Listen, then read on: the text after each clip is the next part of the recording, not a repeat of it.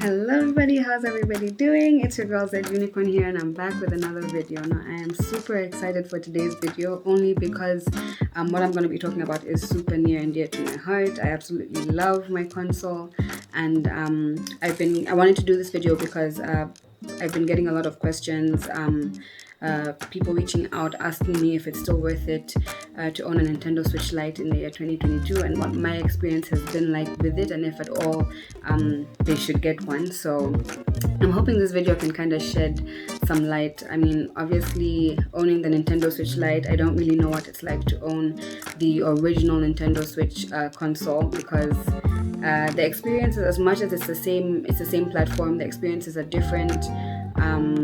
So I will try by all means to give you as much information as possible based off my experience. So I'm not professional, okay? And I guess everyone's experience is different, everyone's console is different.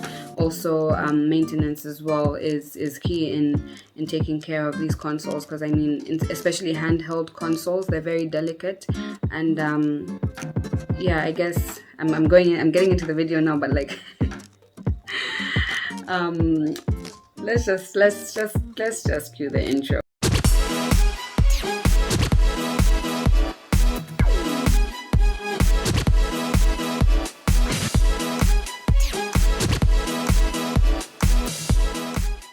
Okay, so for starters, this is what my console looks like. Yes, I am a girly girl. I got the Coral release. I absolutely love it. Pink, you know, I had to do it. But yeah, this is pretty much what my Nintendo Switch Lite looks like. For those that sorry, I hope my ring light is, yeah. So it's not small, it's not tiny, but it's not like large either. It's a lot smaller than the original console, and yeah, I mean, I've kind of customized it a little bit. I've got like cute little paw thumb grips there, and also my screen protector, super important. But yeah, speaking about the console itself, I mean, I know a lot of people have been, you know, worried about things like analog drift, or they call them Joy-Con drift. I don't have Joy-Cons, obviously.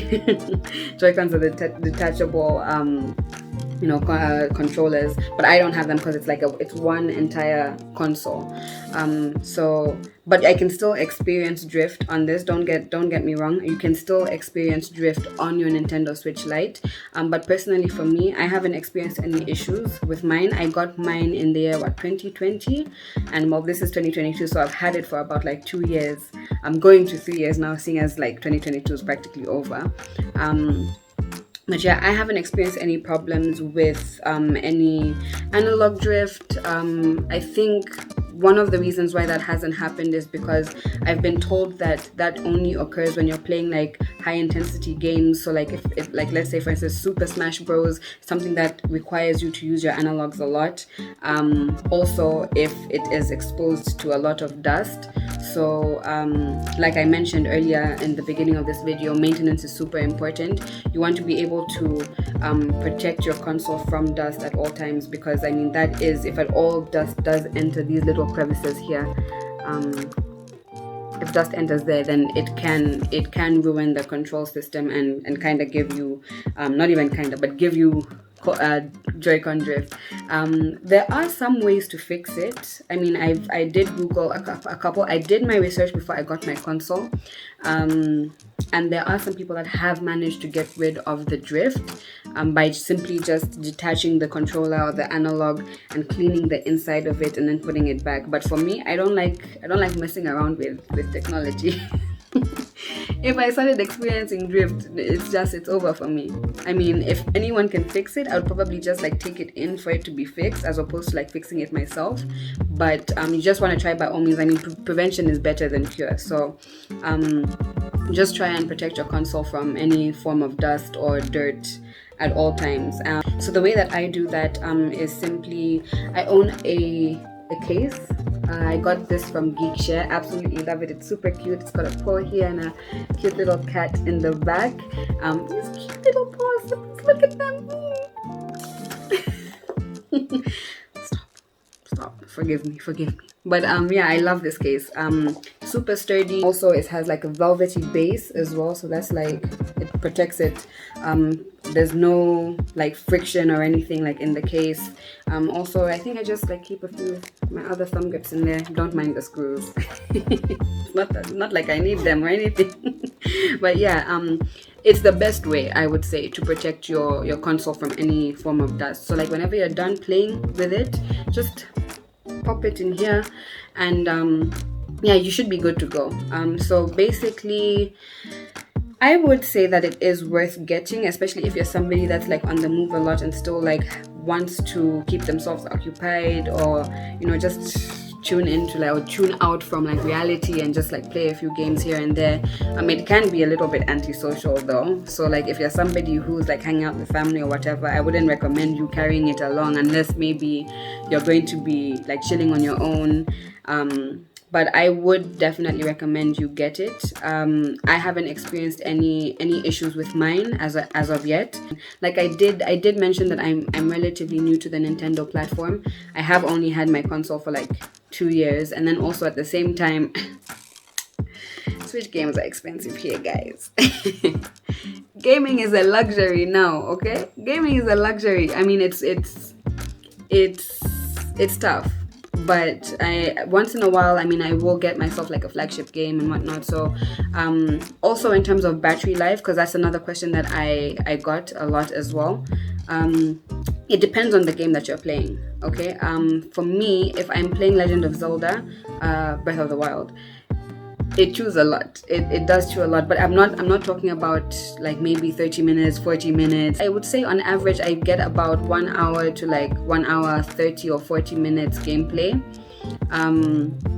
So that's if I'm playing Breath of the Wild, because it is a big game, and it takes a lot to run, so it definitely chews a lot more battery life. But if I'm playing like, let's say for instance, Animal Crossing, yeah, pretty much the same. I think for Zelda I would probably get like an hour or like 40 minutes, and then if it's Animal Crossing I'll probably get like an hour 45 or so. But again it's also dependent on like how frequently you play it in the day as well. And then also I wouldn't recommend you slamming your console whilst it's on charge. That could kill the battery as well. So yeah, I think in terms of battery life, it's all right. It's not the best, it's not the greatest, but it'll definitely keep you occupied for like a good hour or so. Especially if you're like waiting in line or whatever, like waiting in queue, you're on your own, like just whip it out. But then again, at the same time, some of us were kind of shy playing in public. It's a great console for trips. Let me just put it out there. It's a great console for trips. If you're going somewhere far, then yeah, definitely. But if you're going to like, let's say the hospital and you're waiting in line, whipping it out and just playing, it can't be me. It does have some cross-platform games. So like if you are a huge Final Fantasy fan such as myself, you will have the opportunity to not only play Final Fantasy on your PlayStation, but on the Nintendo Switch as well. So that's another thing that I appreciate about the console. One of the challenges that I faced though, that I think is worth mentioning, it's still manageable. You can work around it, but you are going to have to own a PayPal account, simply because when you start up your Switch, Zambia is not part of the regions that is listed in order for you to set up your account. The reason why I created a PayPal account is because I was having difficulties linking my card. I'm not really sure why that was. I had a lot of difficulties linking my Visa card. I don't know why it was tripping. I had to create a PayPal account so that I could at least be able to purchase things with my Visa card, because that was the only place that I was able to actually link my Visa card. I use FNB, but I don't know why it was just like proving difficult for me. But that's one of the reasons why I created a PayPal account. It was just easier that way. But since I did make the account, I haven't encountered any difficulties with payments and whatnot. So you don't have to worry about that. Once the account is set up, like there's literally nothing else for you to worry about. So yeah, besides that, like don't worry too much about it. It's fine. Everything is fine. for as long as you're able to create that PayPal account, or if you're able to link your card, if you're lucky enough to link your card directly, then you should be good to go. So your e-account or your Nintendo eShop account basically is simply like the PlayStation store, right? Okay, so you have access to like an array of games. You can purchase games from there. For those of you that don't want to purchase physical games, like physical cartridges, you can purchase the digital versions from the Nintendo eShop. So you're going to have an account. And also, like if you're somebody who likes playing Animal Crossing as well, you are going to have an account as well. So that, I mean, it does give you access to different types of features in the game. So like for instance, if you want online play, you're going to have an online account, a Nintendo eShop account. So that's something that I would note, like in the beginning. So bottom line, I guess I would say that firstly, maintenance. You need to look after your console. Super important. If you look after your console and treat it like your first punch out, then it won't give you any problems. Secondly, battery life. It obviously isn't the greatest, but it's more than enough. I mean, how antisocial do you need to be, guys? How antisocial do you need to be? 2 hours, 1 hour 40 minutes is more than enough time to just like, you know, kind of let loose and just lay back and just chill. So in terms of battery life, it could be better, it could be, but it's not bad, and it's definitely not terrible. Also in terms of accessibility to games, I did mention that if you do want to purchase hard copy games here in Zambia, in Lusaka itself, I wouldn't recommend. I would much rather you purchase them from the eShop. I feel like on average, like flagship games cost about like $60. So that's about like $1,000 or so. It must be a bit cheaper now, actually. I'm not a calculator, okay? I'm not good in math, but you can do them. But if you're getting like a hard copy game, like from these like cellular pluses and whatnot, I'm not like trying to like bash their business or whatever. Like that's their business, you know, they have to make a profit at the end of the day, so just keep that in mind. You're talking about like maybe on average 2,000 per game, and 1,500 to like 2,000 per game.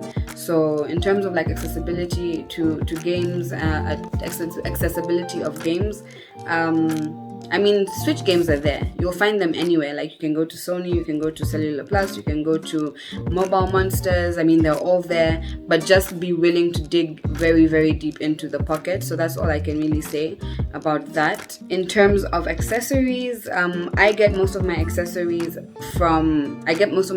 online. You could get them here, but like when I saw how much the case was here in Toys R Us, guys, I just said if you want to get like the cheaper option, I would definitely recommend that you get the Switch. It's a lot cheaper now. The only reason why I got it off Amazon was because it was like 8,000 or like 7 or 8 when it was here. So I was just like 8,000 for the Lite, and then about like 11, 12 for like the original the OG like console. I was just like, no, I'm not about to do that. So yeah, I did my research and I was just like, okay, is it really, can I forego the whole docking and Splatoon and Mario Party, but still get the experience of like gaming portably? And I was just like, yeah, you know what, why not? And 2 years later, I'm still playing like all the great games. I still have the great experience, and yeah, I would definitely say that it's worth it. You should definitely get yourself a Nintendo Switch Lite if at all you do want to save up on a bit of money until you can afford the original console. I would definitely recommend it. So yeah, you should. Do not stinge yourself of the good things in life. Life is for enjoyment. If you want to get a Switch Lite, get a Switch Lite. If you want to get an original Switch, get an original Switch. But it is definitely worth it. Do not feel casualty. No, just get it. If that's what you want, if that's what your heart wants, just get it.